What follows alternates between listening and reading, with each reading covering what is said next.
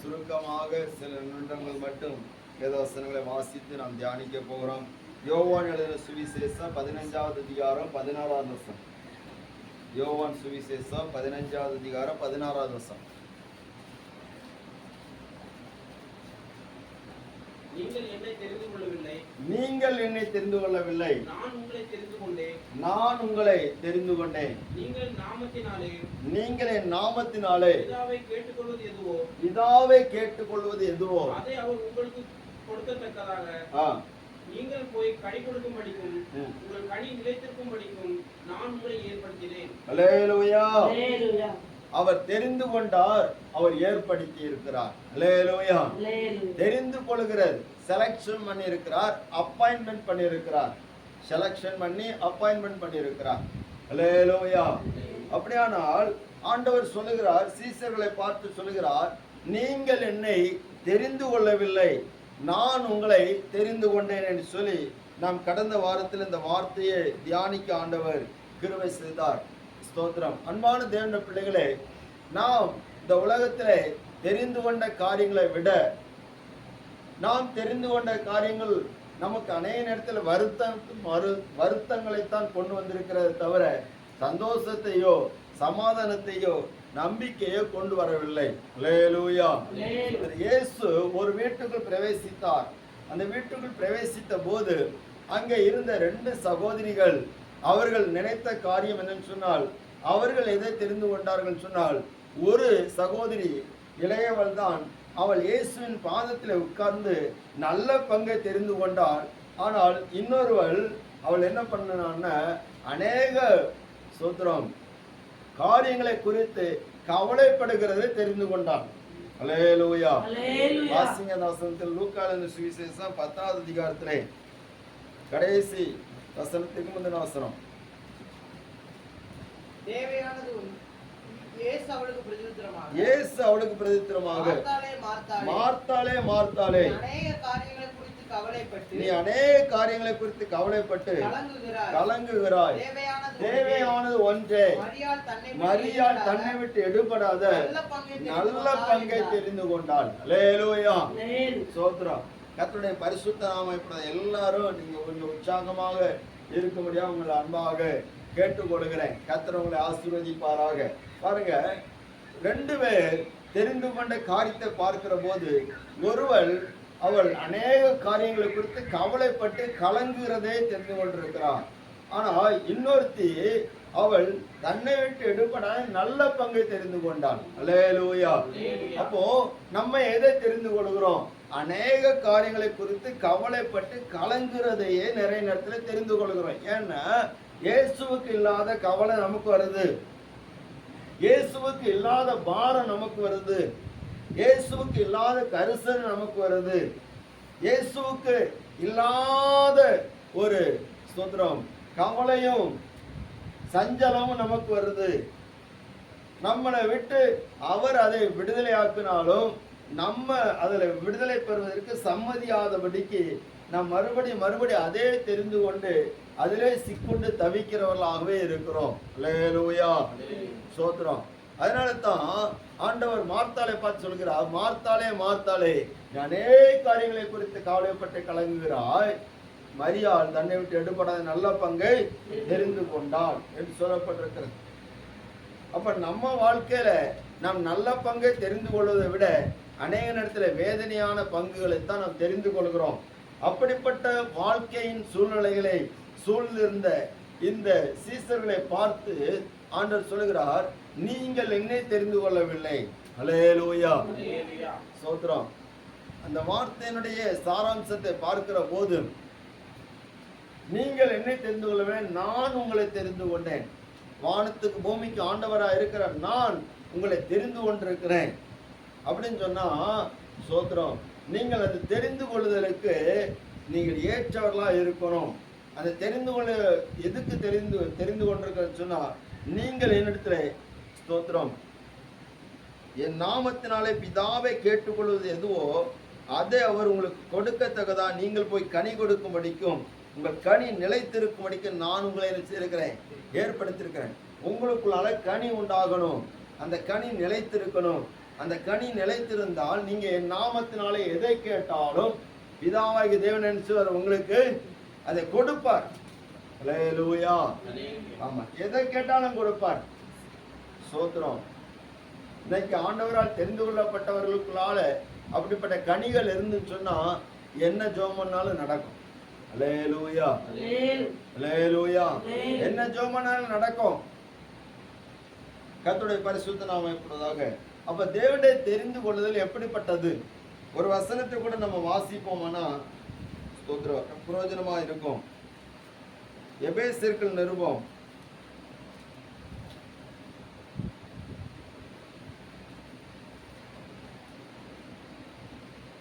4வது அதிகாரம் 1வது வசனத்தை ஒருத்தர் வாசி. ஆதலால் கர்த்தர் நிமித்தம் கட்டுண்டவனாகிய நான் உங்களுக்கு சொல்லுகிற புத்தி என்னவெனில், நீங்கள் அழைக்கப்பட்ட அழைப்புக்கு பாத்திரவான்களாய் நடந்து. போதும். அல்லேலூயா. நீங்கள் அழைக்கப்பட்ட அழைப்புக்கு பாத்திரவான்களாய் நிச்சயமா நடக்க வேண்டும் என்று சொல்லப்பட்டிருக்கிறது. இன்னொரு வசனத்தை வாசிக்கலாம். 1 கொரிந்தியர் 1வது அதிகாரம். நாம் போன வாரத்தில் நம்ம அந்த வசனத்தை தியானித்தோம். அதை தொடர்ந்து சில காரியங்களை நம்ம தியானிக்க போகிறோம். 1வது அதிகாரம் ஸ்தோத்திரம் 26வது வசனத்தை வாசிங்க.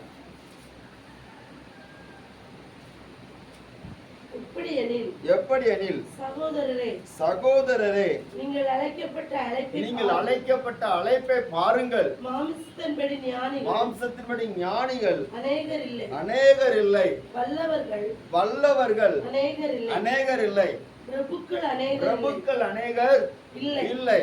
ஞானிகளை வெட்கப்படுத்தும்படிக்கு தேவன் உலகத்தில் பைத்தியமானவர்களை தெரிந்து கொண்டார். பலமுள்ளவைகளை வெட்கப்படுத்தும்படிக்கு தேவன் உலகத்தில் பலவீனமானவர்களை தெரிந்து கொண்டார். உள்ளவைகளை அவமாக்கும்படிக்கு உலகத்தின் இழிவானவைகளையும் அற்பமா எண்ணப்பட்டவைகளையும் இல்லாதவைகளை தேவன் நினைச்சார், தெரிந்து கொண்டார்.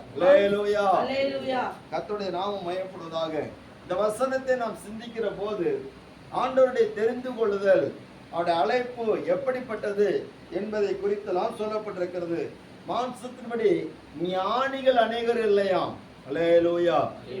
அப்ப ஞானிகள் எத்தனை பேர் தான் இருக்கிறாங்க? கொஞ்சம் பேர் தான் இருக்கிறாங்க. ஞானிகள் அநேகர் இல்லை, கொஞ்சம் பேர் தான் இருக்கிறாங்க. வல்லவர்கள் அநேகர் இல்லை, எப்படிப்பட்டவங்க தான் இருக்கிறாங்க? கொஞ்சம் பேர் தான் இருக்கிறாங்க. பிரபுக்கள் அநேகர் இல்லை, அவர்களும் கொஞ்சம் பேர் தான் இருக்கிறாங்க. அல்லேலூயா, ஸ்தோத்திரம். அந்த கொஞ்சம் பேர் ஞானிகள் அநேகர் இல்லை சொன்னா அநேக காரியங்களை ஆராய்ந்து நூதனமான காரியங்களையும் வெளிக்கு வராத பொருட்களை காரியங்களையும் வெளிப்படுத்துகிறவர்கள் ஞானிகள். மனுஷரால் அதாவது மற்றவர்களால் கண்டுபிடிக்க முடியாத காரியங்களை மிகவும் ஆராய்ந்து தேடி அதை கொண்டு வருகிறவர்கள் தான் ஞானிகள். எதையும் சரியா செய்யணும், சிந்தித்து செயல்படணும்னு சொல்லி செயல்படுகிறவர்கள் ஞானிகள். போன வாரத்தில் அதை குறித்து தியானித்த ஞானிகளை வெட்கப்படுத்தும்படிக்கு உலகத்தில் பைத்தியமானவர்களை தெரிந்து கொண்டார். அல்லேலூயா. அதை குறித்து சில காரியங்களை தியானிக்க ஆண்டவர் கிருபை செய்தார். 2வது பாருங்க, வல்லவர்கள் அநேகர் இல்லை. வல்லவர்கள் சொன்னால் ஸ்தோத்திரம் எதை சாதிக்க திறமை உள்ளவர்கள் வல்லவர்கள். அல்லேலூயா. ஸ்தோத்திரம். எதை சாதிக்க திறமை உள்ளவர்கள், பலம் உள்ளவர்கள். ஸ்தோத்திரம். அப்ப ஆண்டவர் அந்த பலமுள்ளவைகளை வெட்கப்படுத்துகிறார். 3வது பிரபுக்கள் சொன்னா ஐஸ்வர்யவான்கள். அவங்களுக்கு இருக்க ஐஸ்வர்யம் மட்டும்தான் இருக்கும். அந்த ஐஸ்வர்ய பணம், அந்த பணத்தை வைத்து அவங்களுடைய செல்வாக்கை வைத்து அதிகாரத்தை வைத்து கதைகளை வைத்து அவர்கள் மற்றவர்களை ஆண்டு கொண்டிருப்பார்கள். அப்போ இங்க சொல்லப்பட்டிருக்கிறது, அந்த ஞானிகளை வெட்கப்படுத்தும்படிக்கு உலகத்தின் பைத்தியமானவைகளை தேவன் தெரிந்து கொண்டார். பலமுள்ளவைகளை வெட்கப்படுத்தும்படிக்கு உலகத்தின் பலவீனமானவைகளை தெரிந்து கொண்டார். இந்த நாளிலே பலமுள்ளவைகளை வெட்கப்படுத்தும்படிக்கு என்கிற அந்த வார்த்தையை நம்ம இந்த நாளிலே தியானிக்க போகிறோம். கர்த்தருடைய பரிசுத்த நாமம் மகிமைப்படுவதாக. அல்லேலூயா, ஸ்தோத்திரம். முந்தின காரியத்தை பார்க்கும்போது நாம் எகிப்து தேசத்திலே பார்வோன் சொப்பனத்தை கண்டான்.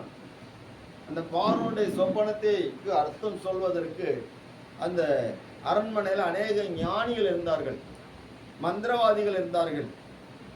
சொப்பனத்தை எந்த சொப்பனாலும் சரி, மறைவான காரியமானாலும் சரி, அவங்க அதை ஆராய்ந்து தேடி அதை சொல்லிவிடுவார்கள். அப்படிப்பட்ட நல்ல மனதத்துவ நிபுணர்கள்லாம் அங்கே இருந்தார்கள். ஆனால் அப்படிப்பட்ட சர்வ ஞானிகளுக்கும் அங்கே இருந்த அந்த எகிப்து தேசத்தில் அந்த ஞானிகளெல்லாம் வெட்கப்படுத்தி ஆண்டவர் ஒரு பைத்தியக்காரனை போல சிறைச்சாலையில சுத்திர வேதனையை அனுபவித்துக் கொண்டிருந்த அந்த யோசேப்பை ஞானிகளின் மத்தியிலே கர்த்தர் உயர்த்தினார். அல்லேலூயா, அல்லேலூயா, ஸ்தோத்திரம். அதே போல தானியேலும் அதே போலத்தான். அங்க நேபுகாத்நேச்சார் சொப்பனம் கண்டான், அதுக்கு விளக்கம் கொடுத்த, அவனுக்கு சொப்பனமும் தெரியல விளக்கமும் தெரியல. அல்லேலூயா, சொப்பனமும் தெரியல விளக்கமும் தெரியல. உடனே அங்க உள்ள ஞானிகளுடைய தலையை எடுக்கணும்னு சொல்லி ஆர்டர் போட்டுட்டான். அப்போ அந்த தானியேல் அவர் சொப்பனத்தையும் சொல்லி அர்த்தத்தை சொல்ல முடியாத கர்த்தர் கிருபை செய்தார். அப்ப அங்க இருந்த ஞானிகளை கர்த்தர் வெட்கப்படுத்தி தானியேல் என்ன செய்தார்? உயர்த்தினார். அல்லேலூயா. அதே போல அந்த தானியேலுடைய சரித்திரத்தில் இன்னொன்று பார்த்தாச்சுன்னா, நேபுகாத்நேச்சார் சொப்பனம் பார்க்குற ஒரு மரத்தை பார்க்குறான். அது நல்ல பச்சை பசன் இருக்குது, அநேக காட்டு மிருகங்கள் பறவைகள்லாம் வந்து கூடியிருக்கிறது. ஆனால் பரிசுத்த காவலாளன் ஒருவன் வருகிறான், அந்த மரத்தை வெட்டி போட கட்டளையிடுகிறான். இதுக்கு அர்த்தம் தெரியாம சோத்திரம் நேபுகாத்நேச்சார் திகைத்து இருக்கும்போது ஞானிகள்லாம் வர மாட்டுறாங்க, அவங்களும் விடுவிக்க முடியல. தானியேல் வந்து அர்த்தம் சொன்னார். அல்லேலூயா. நீர் உங்களை தாழ்த்தினா குலைப்பீரு, இல்லாட்டா சோத்திரம் என்ன பண்ணிடணும், மாட்டை போல புள்ள சாப்பிடுகிற அப்படின்னு. இந்த வார்த்தை 12ஆம் மாதத்தில் நிறைவேற்று. அப்ப ஞானிகளை கர்த்தர் நினைச்சுதாரு வெட்கப்படுத்தினார். அதே போல அவனுடைய குமாரன் பெல்சாத்சார் என்கிறவன் என்ன பண்ணான்னா, ஆமா நல்ல தேவனுடைய ஆலயத்தின் பாத்திரத்தில் நல்ல மதுபானம் குடிச்சிட்டு அருவருப்பான காரியத்தை செய்துட்டு தன்னுடைய வழிபாட்டிகளுக்கு குடிக்க கொடுத்துட்டு, அது மட்டும் இல்லை சில சிலைகளை உங்கள தொடங்கினார்கள். கையுறுப்பு வந்து தோண்டி எழுதின எழுத்த கூட ஒருத்தருக்கு படிக்க முடியல. ஆனா தானியேல் வந்து படித்தார். அல்லேலூயா. ஞானிகள் எல்லாம் ஆண்டவர் வெட்கப்படுத்தி உலகத்தின் பைத்தியமா எண்ணப்பட்டவைகள் எல்லாம் ஆண்டவர் தெரிந்து கொண்டு அவர்களை உயர்த்துகிறார், அவர்களை மேன்மைப்படுத்துகிறார். அப்ப நம்மை ஆண்டவர் ஸ்தோத்திரம், எத்தனை ஞானிகள் இருக்கிறார்கள், கல்விமான்கள் இருக்கிறார்கள், நம்மை விட நல்ல ஸ்தோத்திரம் காரியங்களை தெரிந்து கொள்கிறவங்க இருக்கிறாங்க, சொன்னா புரிஞ்சுக்கிடக்கூடியவங்க இருக்கிறாங்க. ஆனா அவங்களெல்லாம் விட்டுட்டு நம்மை ஆண்டவர் உலகத்திலே பைத்தியமாக இருந்த பாவத்திலே ஸ்தோத்திரம் வாழ்ந்து கொண்டது நம்மை ஆண்டவர் தெரிந்து கொண்டிருக்கிறார். அல்லேலூயா. ஸ்தோத்திரம். அதனுடைய காரியங்களை போன வாரத்தில் உங்களுக்கு ஸ்தோத்திரம் 4 காரியங்களை உங்களுக்கு சொன்னேன். இன்றைக்கு பலமுள்ளவைகளை வெட்கப்படுத்தும்படி தேவன் உலகத்தில் பலவீனமானவைகளை தெரிந்து கொண்டாருன்னு சொல்லி நம்ம பார்க்கிறோம். அப்போ ஸ்தோத்திரம், பலமுள்ளவைகளை ஏன் வெட்கப்படுத்தணும்? பலமுள்ளவைகள்னா என்ன அர்த்தம்? பலவீனமானவைகள் என்று சொல்லி சொல்லப்படுகிறது. ஏன் அப்படி சொல்லப்படுகிறது என்பதை குறித்து சில வார்த்தைகளை நாம் தியானித்து நாம் ஜெபிக்க போகிறோம். அல்லேலூயா. அப்போ நம்ம எல்லாரும் பலம் உள்ளவர்கள் கிடையாது. எல்லாருக்குள்ளாலே பலவீனம் இருக்கிறது. எல்லாருக்குள்ள என்ன இருக்குது? பலவீனம் இருக்கிறது. ஏன் ஆண்டவர் பலமுள்ளவைகளை வெட்கப்படுத்தும்படிக்கு பலவீனங்களை தெரிந்து கொள்கிறார் அப்படி சொன்னா ஒரு காரியத்தை நாம் புரிந்து கொள்ள முடியும். என்ன செய்ய முடியும் சொன்னா 1 சாமுவேல் புஸ்தகம் 17வது அதிகாரம்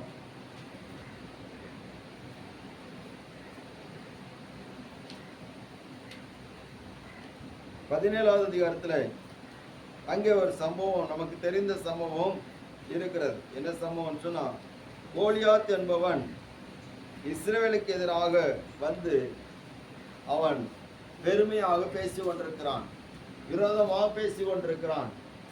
அவன் பராக்கிரமசாலியின் சொல்லி வேதத்தில் நாம் பார்க்கிறோம். அவனை குறித்து வேதம் சொல்லி இருக்கிறது சொன்னா, அவனை ஈட்டிய தூக்கத்துக்கே பெரும்பாடு. அல்லேலூயா, அல்லேலூயா. ஆமா, சோதரன் அவனுடைய பட்டயத்தை தூக்கவே முடியல. ஆனா அப்படிப்பட்ட ஒரு பெரிய ஒரு ராட்சசனா இருக்கக்கூடிய கோலியாத்து, அந்த ராட்சசனை கண்ட அன்றைக்கு இஸ்ரவேல் இராணுவங்களில் இருந்த இராணுவ வீரர்கள் எல்லாரும் நடுங்கினார்கள். ஆனால் ஸ்தோத்திரம், ஒரு மனிதன் அந்த இடத்துல வந்தான். அவன் யாருன்னு சொன்னா தாவீது. அவன் பராக்கிரமசாலி கிடையாது, பலவீனமான மனுஷன். வேதம் சொல்லி இருக்கிறது அவன் இளைஞன் என்று சொல்லப்பட்டிருக்கிறது. அல்லேலூயா. அவன் எப்படிப்பட்டவன்? இளைஞன். அவனை பார்க்கும்போது கோலியாத்துக்கு சிரிப்பு வருகிறது, இன்னொரு பக்கத்துல கோபம் வருகிறது. ஏன்னு சொன்னா, இந்த சின்ன பையனா என்னை எதிர்த்து வருகிறான் அப்படின்னு அற்பமா நினைக்கிறான். நீ தடியோடு என்னிடத்தில் வருகிறதுக்கு நான் என்ன நாயா என்று சொல்லி கேட்டு தன்னுடைய தேவர்களை கொண்டு சபிக்கிறான். இப்படியெல்லாம் தாவீது அற்பமாகவும் பலவீனமானவனாகவும் காணப்படுகிறான். ஆனால் இந்த தாவீதுக்குள்ளால ஒரு தைரியம் இருந்தது. என்ன தைரியம் சொன்னா, வாசிக்கலாம். 17வது அதிகாரம் 26வது வசனம். அப்பொழுது தாவீது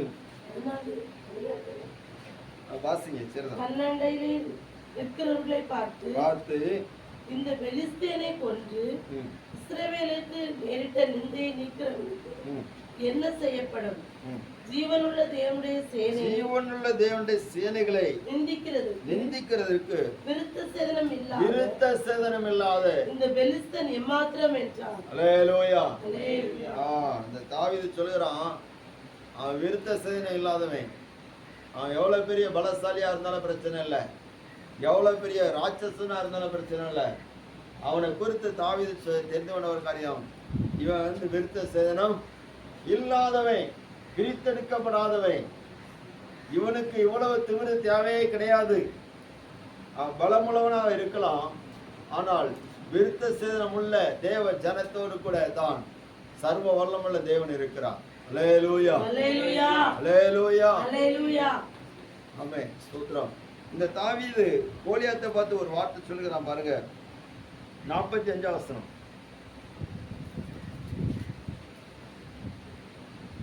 அதற்கு தாவீது பெலிஸ்தேனை நோக்கி, நீ பட்டயத்தோடு ஈட்டியோடு கேடகத்தோடு என்னிடத்தில் வருகிறாய்.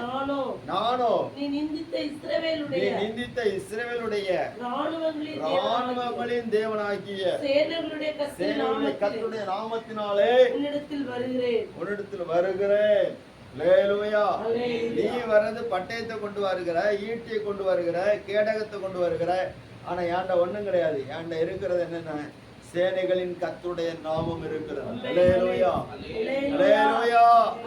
சேனைகளின் ராஜாவாகிய இயேசு ராஜாவுடைய நாமம் இருக்கிறது. ஸ்தோத்திரம். அதுதான் எனக்கு பலம். இயேசுவின் நாமம் தான் எனக்கு பலம். அந்த கர்த்தருடைய நாமம் தான் எனக்கு பலம். ஸ்தோத்திரம். பிசாசே, நீ எனக்கு விரோதமாக என்னை பயமுறுத்தி எனக்கு உண்டான பிரச்சனை பெருசாக நீ காட்டிட்டே இருக்கலாம். அல்லேலூயா, அல்லேலூயா, அல்லேலூயா, அல்லேலூயா. ஸ்தோத்திரம். இயேசுவே ஸ்தோத்திரம். அல்லேலூயா. கவனி. அப்போ இந்த தாவீது அவனுடைய பட்டயத்தையும் பார்க்கல, அவனுடைய கேடகத்தையும் பார்க்கல, அவன் ஈட்டியும் பெருசா நினைக்கல. இவன் நினைச்சதெல்லாம் ஒண்ணுதான், கர்த்தருடைய நாமம் தான் எனக்கு பெருசா இருக்கு. அல்லேலூயா. எப்போ நம்ம பிசாசுடைய அந்த தந்திரங்கள் எதையுமே பார்க்காம கர்த்தரை மட்டும் நோக்கி பார்த்து அவருடைய நாமத்தை நமக்கு பலமாக எண்ணிக்கொள்கிறோமோ, அப்பொழுது பிசாசு முறியடிக்கப்படுவான். அல்லேலூயா, அல்லேலூயா. ஸ்தோத்திரம். கர்த்தருடைய நாமம் மகிமைப்படுவான். இந்த இவனுக்கு பலமாக இருந்ததே கர்த்தருடைய நாமம். ஏன் ஆண்டவர் பலமுள்ளவர்களை வெட்கப்படுத்தும்படிக்கு பலவீனமானவர்களை தெரிந்து கொண்டான்னு சொன்னா, இந்த பலவீனமானவன் ஸ்தோத்திரம் தேவனுடைய பலனை பெற்றுக்கொண்டு கர்த்தருடைய நாமத்தை எல்லா இடத்திலும் வச்சுக்கணும், உயர்த்தணும். ஸ்தோத்திரம். ஆண்டவர் முதலாவது ஒரு மனிதனை தெரிந்து கொண்டார், சவுலை தெரிந்து கொண்டார். அவன் தேவனுடைய நாமத்தை உயர்த்தினதாக வேதம் சொல்லவில்லை, அவன் தன்னைத்தான் உயர்த்தினவனாக இருந்தான். அல்லேலூயா. நம்ம பலம் என்ன பலம்? ஒண்ணுமே கிடையாது.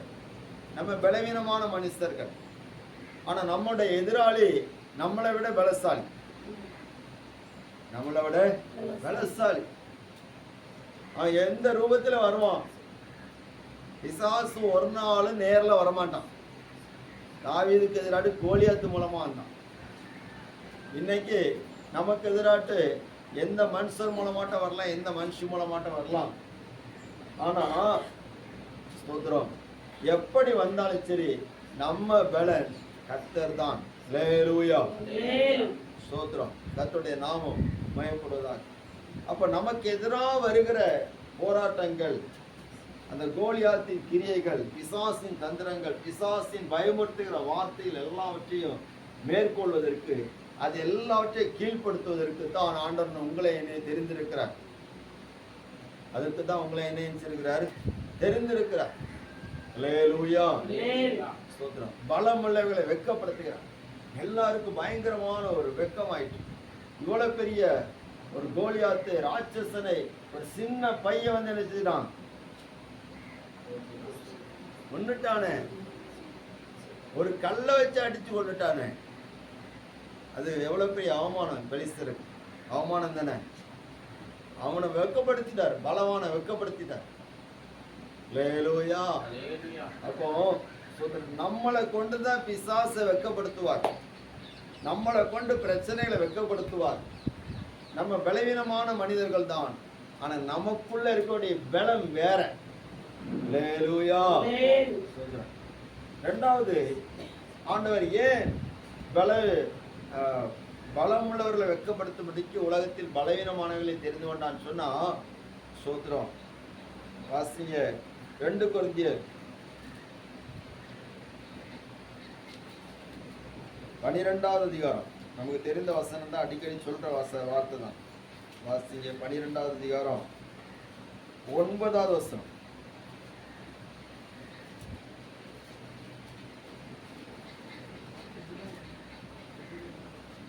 2 கொரிந்தியர் 12:9.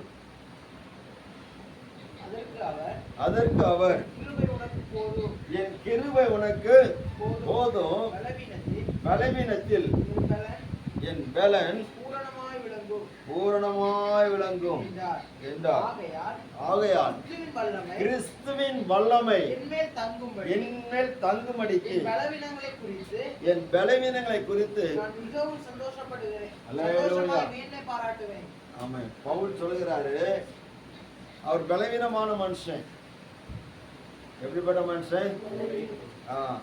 இந்த வார்த்தை அவர் உலகத்தில் பலமுள்ளவர்களை வெட்கப்படுத்தும்படிக்கு பலவீனமானவர்களை தெரிந்து கொண்டார் சொல்லி சும்மா அவனு சொல்லல. அவரு இந்த பவுல் அவர் கால்கள் வளைந்த கால்களாம். அவர் நடக்கும்போது கூட இந்த தாராக்கோழி நடந்த மாதிரி அப்படிதான் நடப்பான். 2 கால்களும் அப்படி ஒரு சைஸ்ல வளைந்து போயிருக்கு.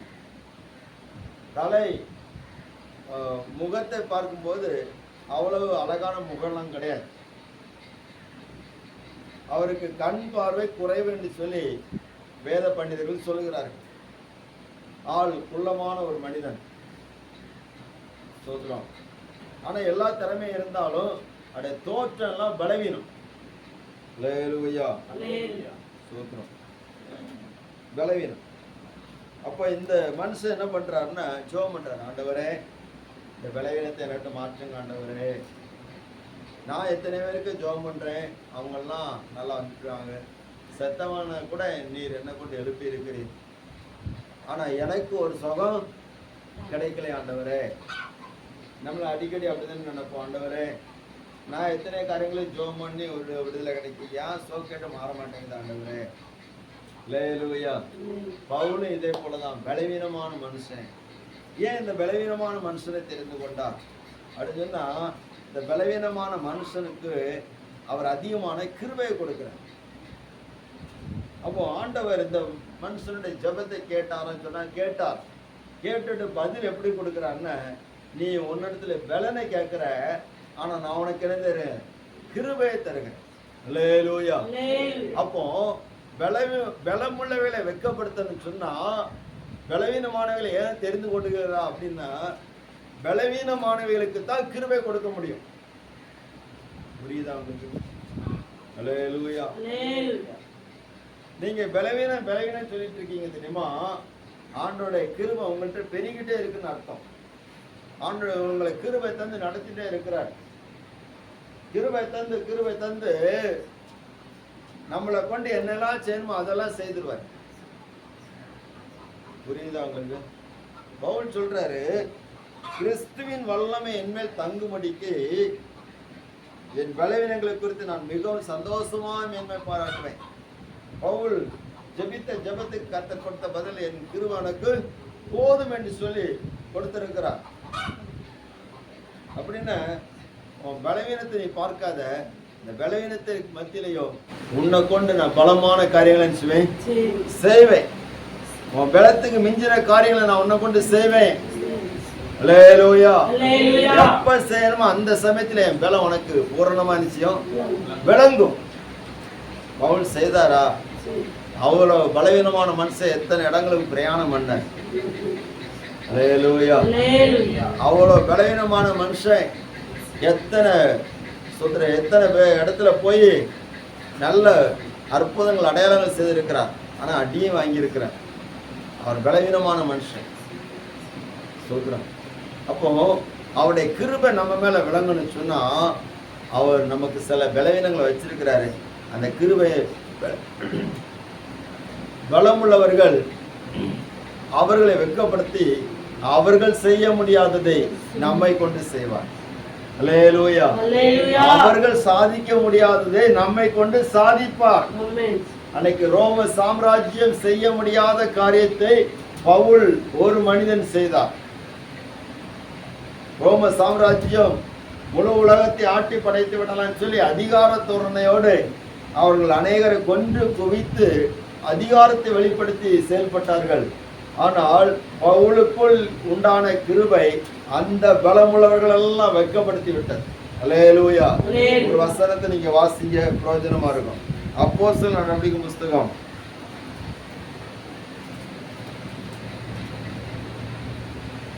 24வது அதிகாரம் 24வது வசனம்.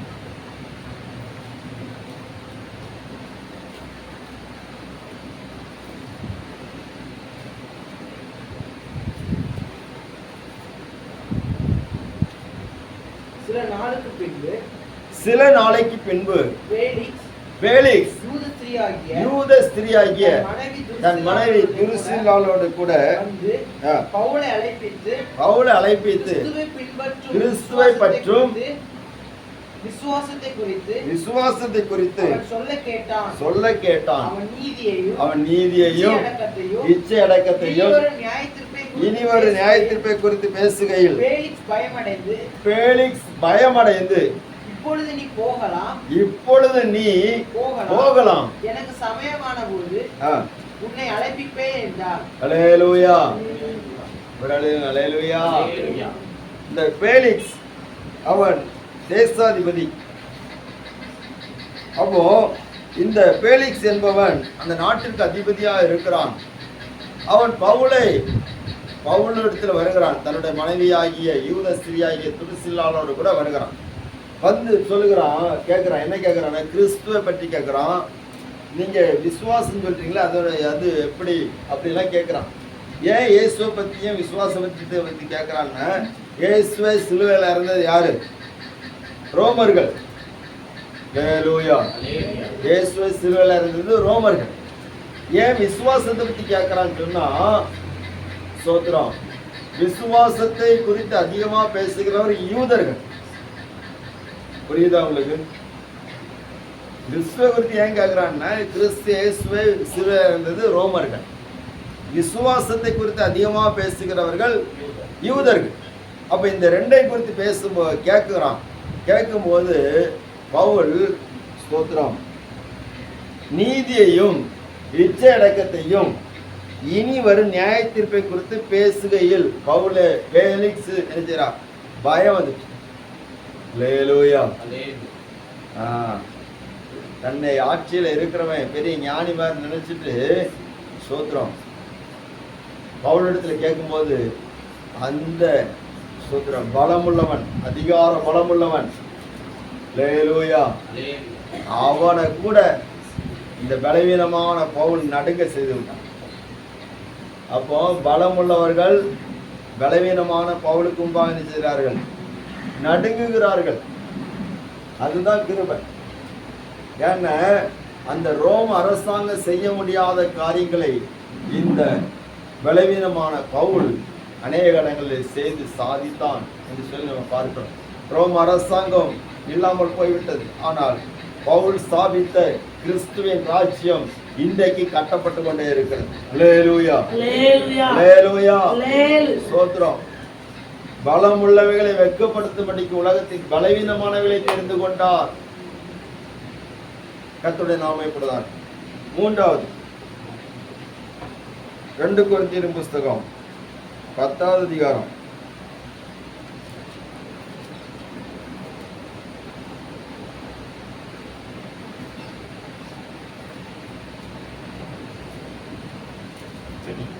4வது வசனம்.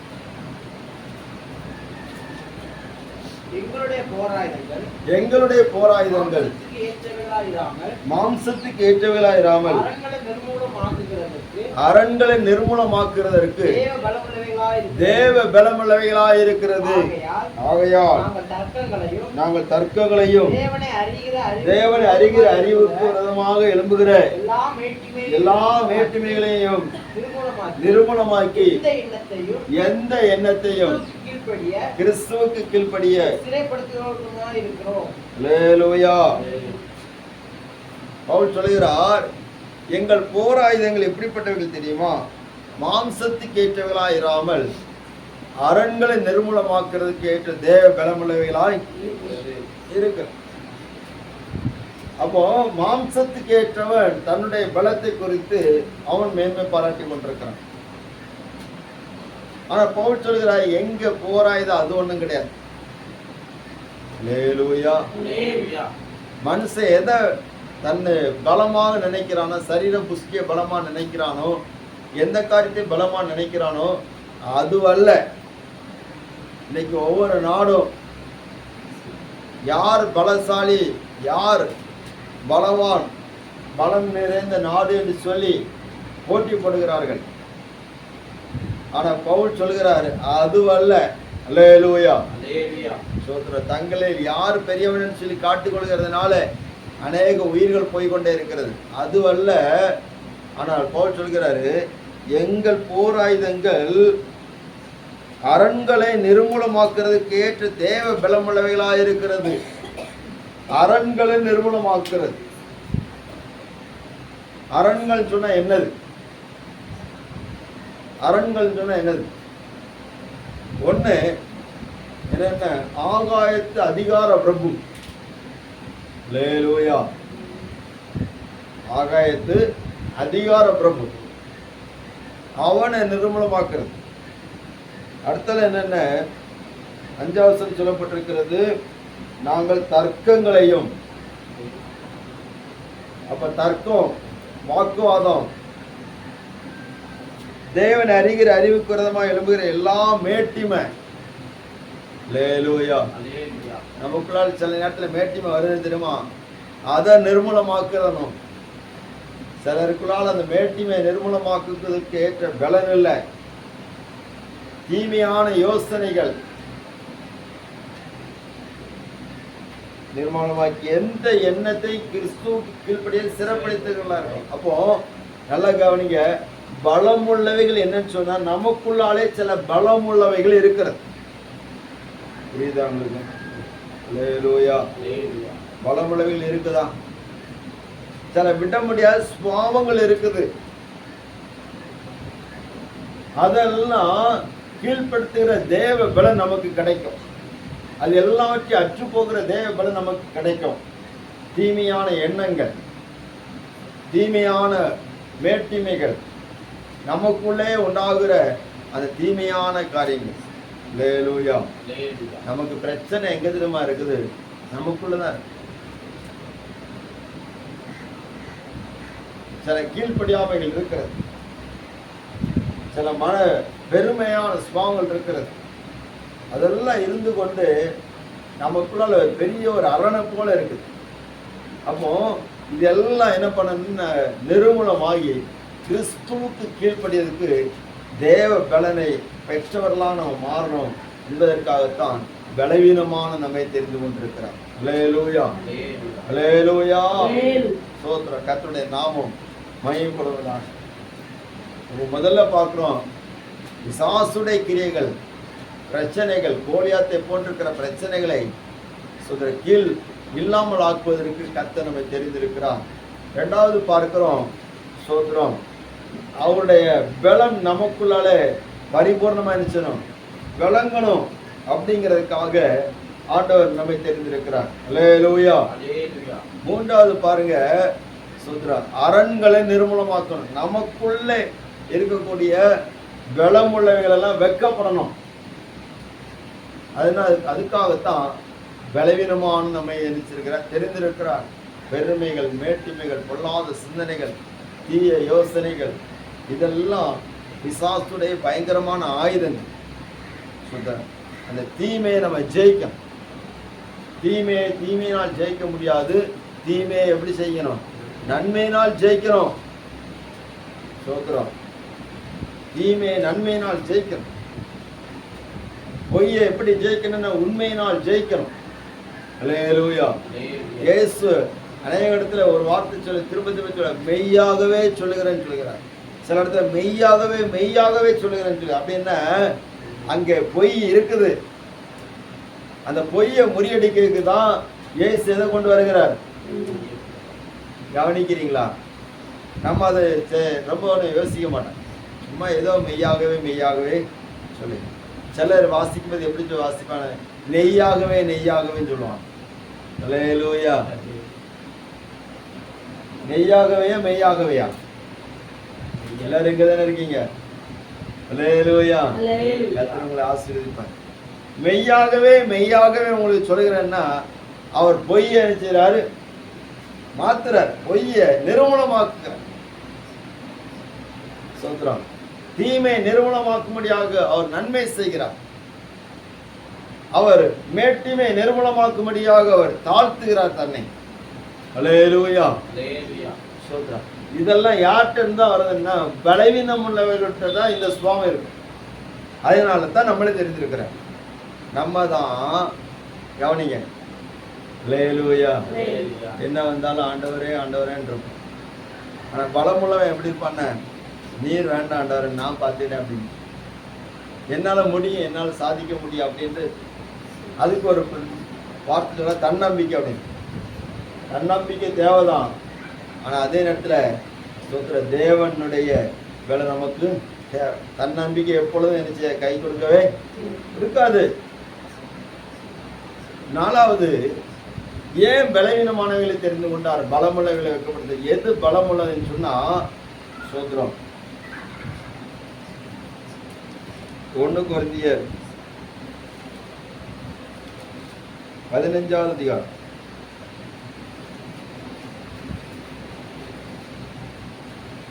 43வது அதிகாரம் வசனம்.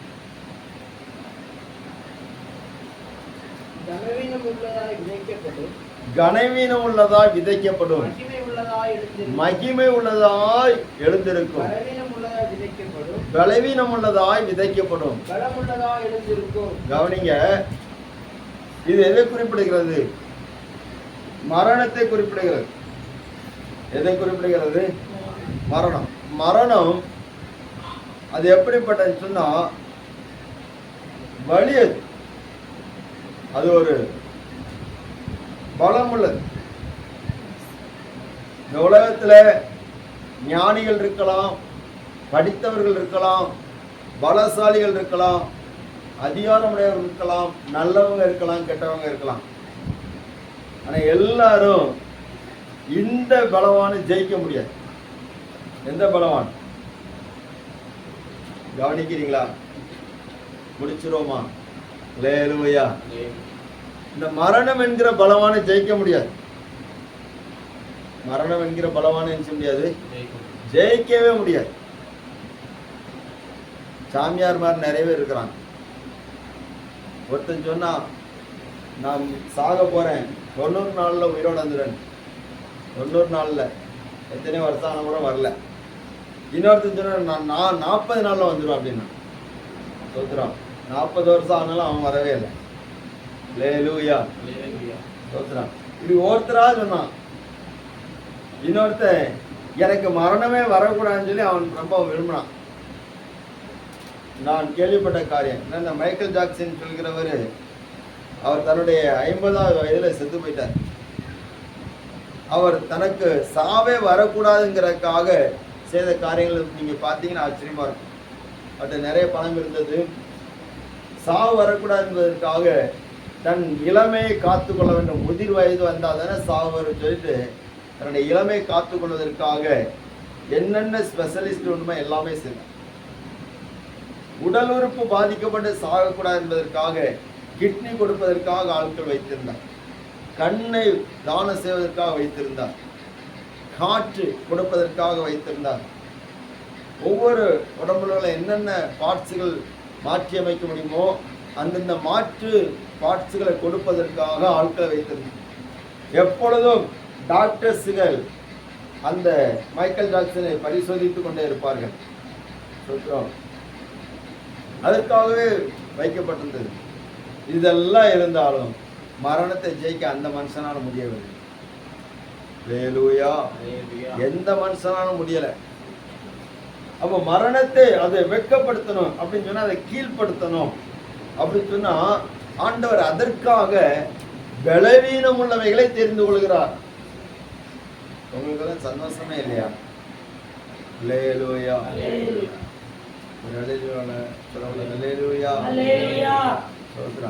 உதாரணத்துக்கு கொரோனாவை பாருங்க.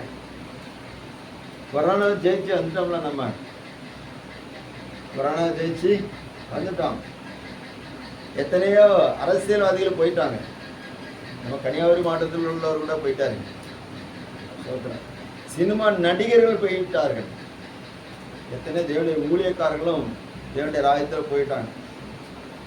ஆனா கர்த்தர் நமக்கு நல்ல ஆயுசை தந்திருக்கிறார். எப்படி தப்புன்னு தெரியாது. அல்லேலூயா. வெளியில போய் ஒரு ஆள்கிட்ட பேசணும்னா பயம். கடையில போய் ஜாமான் வாங்கினா பயம். வீட்டை விட்டு வெளியே வராங்க கூடாது. இதுல வந்து கொரோனாவுக்கு பயந்த ஆட்களோட போலீஸ்காரங்களுக்கு பயந்த ஆட்கள் தான் அதிகம். அல்லேலூயா. சரி, ஒரு காரியம் கேட்போமே, போலீஸ்காரங்களுக்கு பயந்தீங்களா, கொரோனாவுக்கு பயந்தீங்க? தெரியாம கேட்டு போது.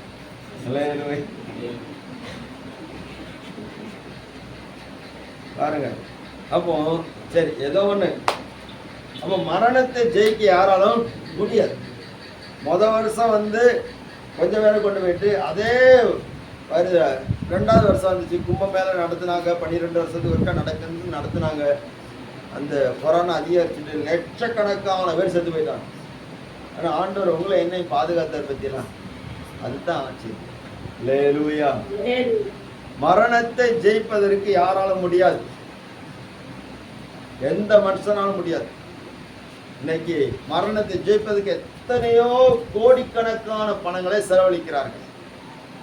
அரசியல்வாதிகளை நீங்க பார்ப்பீங்கன்னா அவங்ககிட்ட இல்லாத பணமே கிடையாது. அவங்களுக்கு விளைவின வந்துட்டுன்னு சொன்னா ஆஸ்பத்திரியில் போய் தண்ணி மாதிரி பணத்தை செலவழிக்கிறாங்க. 1000 கோடி வரைக்கும் செலவழிக்கிறாங்க. ஆனால் ஆறுயிரை காக்க முடியவில்லை. அல்லேலூயா. உள்ள சுகதமாக போனவர்கள் வெளியிலே வருகிற போது அவர்கள் வரமாட்டார்கள், அவர்களை கொண்டு வருவார்கள். என்ன, மரணத்தை ஜெயிக்க முடியல. ஆனா உங்களுக்கு எனக்கு ஒரு பாக்கியத்தை தந்திருக்கிறார். எல்லாரும் நான் சொல்லும் போது நீங்க கை தட்டி கத்தனை மையப்படுத்தணும். அல்லேலூயா. இயேசு தம்முடைய சரீரத்தை அவர் மரணத்துக்கு ஒப்பு கொடுத்து அவர் பலவீனமாக சிலுவையிலே அறையப்பட்டிருந்தாலும் அவர் உயிர்த்தெழுந்த வல்லமையோடு பலமாக எழுப்பினதினாலே அந்த வல்லமையினாலே நாம் மரணத்தை ஜெயிக்க நம்மை பலப்படுத்துகிறார். அல்லேலூயா. அல்லேலூயா. இயேசுவின் உயிர்த்தெழுதலினாலே நாம் மரணத்தை ஜெயிக்க முடியும். அந்த மரணத்தை வெட்கப்படுத்துகிறார். மரணத்தை வெட்கப்படுத்துகிறார். 1 கொரிந்தியர் 15 அதிகாரத்துல சொல்லப்பட்டிருக்கிறது. ஸ்தோத்திரம். 55 வசனத்தை வாசிங்க. மரணமே 54 இருந்து வாசிங்கம்மா. அறிவுள்ளதாகிய இது அறியாமையோ சாவுக்கு ஏதுவாகிய இது சாவாமை தரித்துக் கொள்ளும் போது மரணம் ஜெயமாக விழுங்கப்பட்டது என்று எழுதியிருக்கிற வார்த்தை நிறைவேறும். மரணமே உன் கூர் எங்கே? பாதாளமே உன் ஜெயம் எங்கே? மரணத்தின் கூர் பாவம், பாவத்தின் பலம் நியாயப்பிரமாணம். பாத்தீங்களா? அப்போ மரணம் ஜெயமாக விழுங்கப்பட்டது. மரணத்தை ஜெயிக்க ஒரு பலம் வேணும். அந்த பலம் யார்ட்டையும் கிடையாது. அப்போ அந்த பலம் யார்கிட்டையும் இல்லாததுனால அந்த மரணத்தை வெட்கப்படுத்தணும். அந்த பலசால் யாரையும் மேற்கொள்ள முடியாத ஒரு பலம் உள்ளவன் தான் மரணம். அதை கீழ்படுத்துறதுக்கு சுத்திர பலவீனமான நம்ம அடிக்கடி காய்ச்சலந்தனை படுத்து விடோம்னா நம்ம அல்லேலூயா. தலைவலி வந்தா தலை நிமிர முடியாம இருப்போம்ல நம்ம. பேக் பெயின் வந்தாச்சுன்னா நிமிந்து நிற்க முடியாம கஷ்டப்பட முடியும். நம்மளும் ஆண்டவர் இருக்கிறார். மரணத்தை ஜெயிக்கிறதுக்கு மரணத்தை வெட்கப்படுத்துறதுக்கு ஆண்டவர் தெரிந்து கொண்டார். அல்லேலூயா. இந்த ரகசியம் பெரியது. பவுல் சொல்கிறார், இந்த ரகசியம் பெரியது. நாம் எல்லாரும் எல்லாரும் நித்திரை அடைவதில்லை. எக்காலம் தொனிக்கும், கடைசி எக்காலம் தொனிக்கும்.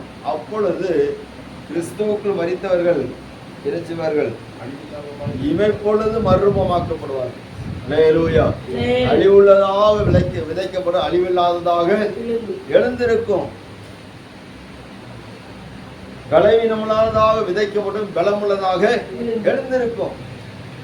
எப்படிப்பட்ட பலமுள்ளதாக தெரியுமா? மரணத்தை விட பலமுள்ளதாக எழுந்திருக்கும். அல்லேலூயா. அந்த நம்பிக்கைக்காக தான் நம்ம வாழ்றோம். அந்த நம்பிக்கைக்காண்டி தான் கிறிஸ்தவ வாழ்க்கை வாழ்கிறோம். அந்த நம்பிக்கைக்காண்டி தான் ஆவிக்குரிய சபையில நம்ம ஆராதிக்கிறோம். அல்லேலூயா. அந்த நம்பிக்கைக்காக தான் வசனத்துக்கு கீழ்ப்படுகிறோம். அந்த நம்பிக்கையை உடையவர்கள் தான் தேவனுடைய ராஜ்யத்தில் பிரவேசிப்பார்கள். பலமுள்ளவன் யார்? மரணம் பலமுள்ளவன். மரணத்தை பலவீனர்களாகி நம்மை கொண்டு ஆண்டவர் ஜெயிக்க போகிறார். அல்லேலூயா. கவனிங்க, பிசாசு ரொம்ப தந்திரசாலி.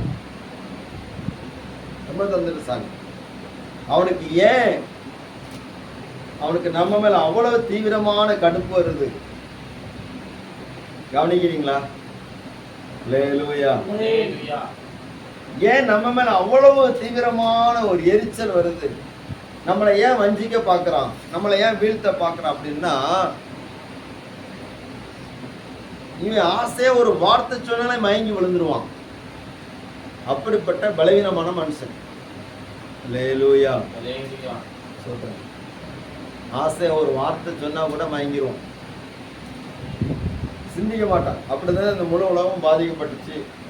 ஆசையா ஒரு வார்த்தை சொன்னான், நீங்க புசிக்க நாளிலே சாகவே சாக மாட்டீங்கன்னு சொல்லி ஒரு வார்த்தை சொன்னான், நீங்க தேவர்களை போல இருப்பீங்கன்னு சொன்னா உடனே மயங்கி விழுந்துட்டான். இவ்வளவு பலவீனமான மனுஷன். சொல்றான், இந்த பலவீனமான மனுஷனை வச்சு இந்த பிசாசு இந்த உலகத்தையே என்ன செய்யறான்? அழிச்சுக்கிட்டு இருக்கான். ஆனா ஆண்டவர் இந்த மனுஷனை தேவ சாயலா சிருஷ்டித்து உலகத்தை பாதுகாக்கவும் பராமரிக்கவும் ஆண்டவர் உண்டு பண்ணினார். அல்லேலூயா. ஆண்டு கொள்ளுங்கள் என்று சொன்னார். ஆனா பிசாசு இதே மனுஷனை கொண்டு உலகத்தை அழிச்சிட்டு இருக்கிறான். கர்த்தருடைய நாமம் மகிமைப்படும். அப்ப இந்த பலவீனமான மனுஷன், பாவத்தை செய்வதற்கு அஞ்சாத மனுஷன், இந்த மனுஷனை கொண்டு மரணத்தை ஜெயிக்கிறதுக்கு, மரணத்தின் மேல் பலம் கொள்வதற்கு இவ்வளவு பலவீனமானவனை வச்சிருக்கிறாரே, அதனால தான் நம்மளை ரொம்ப டார்ச்சர் பண்ணிட்டே இருக்கோம். அல்லேலூயா. புரியுதா அவங்களுக்கு? மோசேயுடைய மரணத்துல பிசாசு தர்க்கம் பண்ணுகிறான், சரீரத்தை குறித்து தர்க்கம் பண்ணுகிறான். ஏன் தர்க்கம் பண்றான்னு, இது எனக்குடைய, செத்தவன் எல்லாம் எனக்குரியவன் அப்படின்னு தர்க்கம் பண்ணுகிறான். ஆண்டவர் மரணத்துக்கு அதிகாரியை பிசாசானவனை நம்முடைய மரணத்தினால் அழித்து அந்த மரணத்தை வெட்கப்படுத்தும்படியாக நம்மை தெரிந்து கொண்டிருக்கிறார். அல்லேலூயா. பலவீனம் உள்ளவர்களாகிய நம்மை ஆண்டவர் தெரிந்து கொண்டிருக்கிறார். இதை நம்ம மறந்துடக்கூடாதுங்க. நீங்களும் நானும் சாதாரணமான ஆட்கள் கிடையாது. இயேசுவை பின்பற்றுகிறோன்னா, மரித்து உயிர்த்து எழுந்த இயேசுவை பின்பற்றுகிறோன்னா சாதாரணமானவர்கள் கிடையாது. வானமும் பூமி ஒளிந்து போனால் என் வார்த்தையில் ஒன்று ஒளிந்து போவதே இல்லை என்று சொல்லப்பட்டிருக்கு. நம்ம அப்படிப்பட்ட பலமுள்ளவர்களாக, அந்த மரணத்தை விட பலமுள்ளவர்களாக மாற்றுவதற்காக இயேசு தம்மை மரணத்தின் சாயலாக பலவீனமான மனுஷனுக்கு ஒப்பாக தம்மை மாற்றினார். அல்லேலூயா. அவரை நம்மை போல பலவீனமான மனுஷனாக மாறினார். நம்மை போல பசியை அடைந்தார்.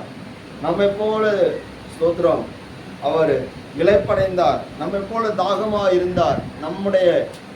நமக்கு என்னென்னலாம் ஸ்தோத்திரம் நம்ம சரீரத்துல உடையவர்களாக இருக்கிறோமோ அது எல்லாமும் உணர்வுகளும் இயேசுவுக்கு இருந்தது. 100% நம்மை போல மாறினார். அடிமையின் ரூபம் எடுத்து மனுஷ சாயனானார் என்று சொல்லப்பட்டிருக்கிறது. அல்லேலூயா. அல்லேலூயா. என்ன பலம் உள்ளவனை வெட்கப்படுத்தணும், பலம் உள்ளவைகளை வெட்கப்படுத்தணும், பலவீனர்களை தெரிந்து கொள்ளும். அதை வெட்கப்படுத்தக்கு பலம் உள்ளவைகளை தெரிந்து கொள்ளும், பலவீனம் உள்ளவைகளை தெரிந்து கொள்ளும். அல்லேலூயா. கர்த்தருடைய நாமம் மகிமைப்படும். அதனால சொல்ல, நீங்கள் என்னை தெரிந்து கொள்ளவில்லை, நான் உங்களை தெரிந்து கொண்டேன். நீங்கள் என்னை தெரிந்து கொள்ள, நான் உங்களை தெரிந்து கொண்டேன். எதுக்கு தெரியுமா? ஞானிகளை வெட்கப்படுத்தும்படிக்கு பைத்தியங்களை தெரிந்து கொண்டேன், பலமுள்ளவைகளை வெட்கப்படுத்தும்படிக்கு பலவீனமானவர்களை தெரிந்து கொண்டேன். கர்த்தருடைய நாமம் மகிமைப்படும். நீங்களும் நானும் மரணத்தை வெட்கப்படுத்தணும், பலமுள்ளவைகளை வெட்கப்படுத்தணும். இதுவரைக்கும் பலமுள்ளதாக இருந்த அந்த மரணம் இயேசுவின் மரணத்தினாலே அது பலவீனப்படும்படியாக காரியங்கள் இருக்கு. ஒரே ஒரு வார்த்தை மட்டும் வாசித்து நம்ம ஜெபிப்போம். உன்னத பாட்டின் புஸ்தகம்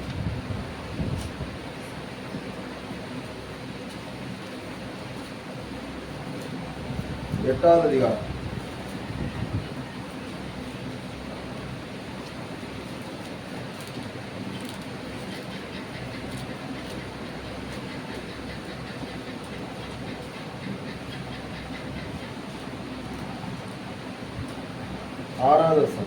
நீர் என்னை உமது இருதயத்தில் முத்திரையைப் போலவும் உமது புயத்தின் மேல் முத்திரையைப் போலவும் வைத்துக் கொள்ளும்.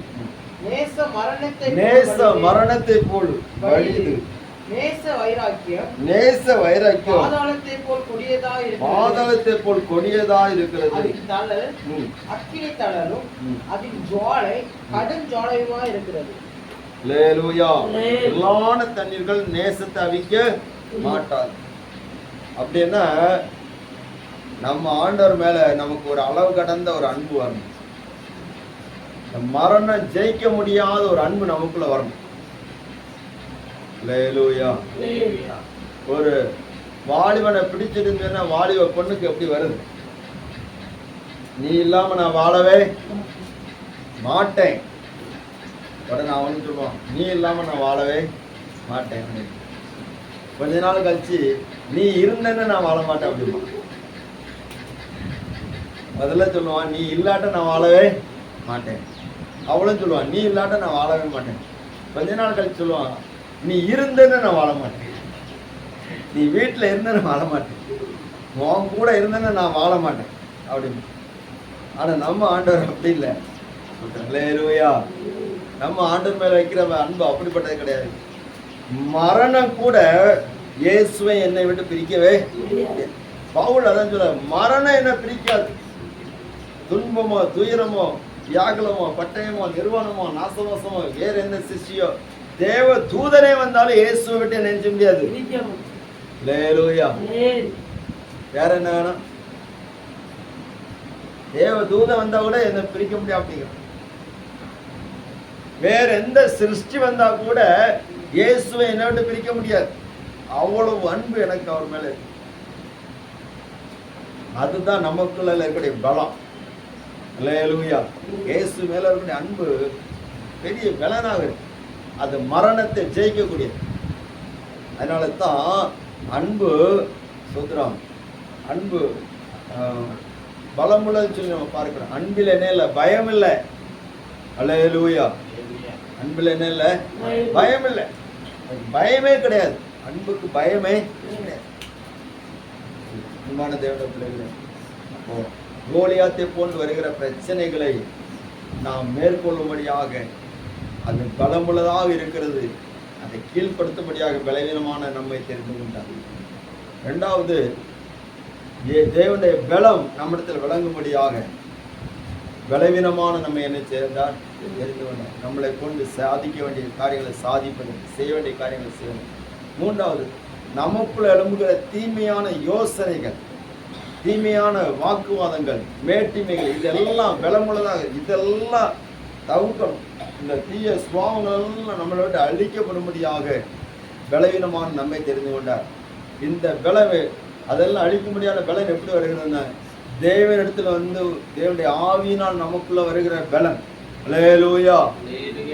அந்த தேவ ஆவியினால் வருகிற பலன் தான் நம்முடைய எல்லா சிந்தனைகளையும் கிறிஸ்து இயேசுவுக்கு கீழே கொண்டு வரும். நாலாவது, மரணமாகிய பலமுள்ளவை இதை வெட்கப்படுத்தும்படிக்கு பலவீனமான நம்ம என்ன செய்றார் தெரிந்து கொண்டார். அல்லேலூயா. எல்லாரும் ஜெபிப்போம்.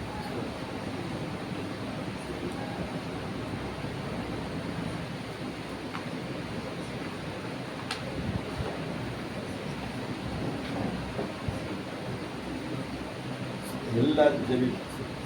முடிந்தா முழங்கால் போடுங்க. இல்லாட்ட உங்களுடைய உடம்பு எப்படி ஒத்துழைக்குது அப்படி நீங்க ஜெபம் பண்ணுங்க. ஆண்டவரே, பலமுள்ளவர்களை வெட்கப்படுத்தும்படிக்கு பலவீனமான என்னை நீ தெரிந்து கொண்டீர்கள்.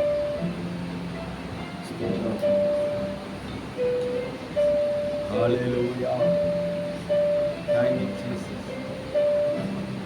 ஹல்லேலூயா. இயேசுவே ஸ்தோத்திரம். ஹல்லேலூயா. செல்வீனென்று தள்ளி விடாமல் பலத்தாளிடை கட்டும் தேவா, என்னை பலத்தால் இடை கட்டும் தேவா.